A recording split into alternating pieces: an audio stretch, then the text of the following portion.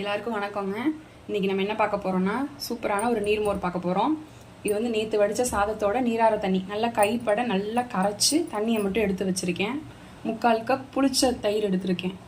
மல்லித்தலையும் இஞ்சியும் 1-2 தட்டி எடுத்து வச்சுருக்கேன். அப்போ தான் மோரில் நல்லா டேஸ்ட்டு சாரும். ஒரு கொத்து கருவேப்பிலை பொடியாக நறுக்குனது, ஒரே ஒரு பச்சை மிளகாய் காரத்துக்கு ஏற்றாப்புல பொடியாக நறுக்கி வச்சுருக்கேன். தேவையான அளவு உப்பு சேர்த்துக்கோங்க. நம்ம எடுத்து வச்ச நீரார தண்ணி, அதில் கொஞ்சம் ஐஸ் க்யூப் சேர்த்துக்கோங்க. நல்லா சில்லுன்னு இருக்கும் அடிக்கிற வெயிலுக்கு. மோர் எடுத்து வச்ச 3/4 கப் மோர் சேர்த்துக்கலாம். தட்டி வச்சுருந்த மல்லித்தலை இஞ்சி, பச்சை மிளகாய் கருவேப்பிலை, கேரட் சேர்க்கணுங்கிறவங்க கூட துருவி சேர்த்துக்கலாம். உப்பு,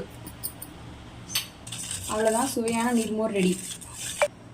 அவ்வளோதாங்க, ஈஸி தான். எல்லோரும் சாப்பிட்டுட்டு ஹெல்த்தியாக இருங்க.